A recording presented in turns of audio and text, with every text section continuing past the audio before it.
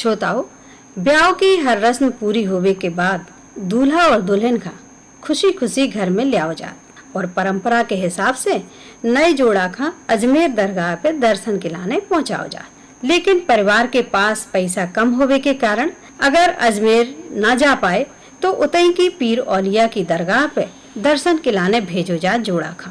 ई गीत में ई बात को जिक्र करोगा है।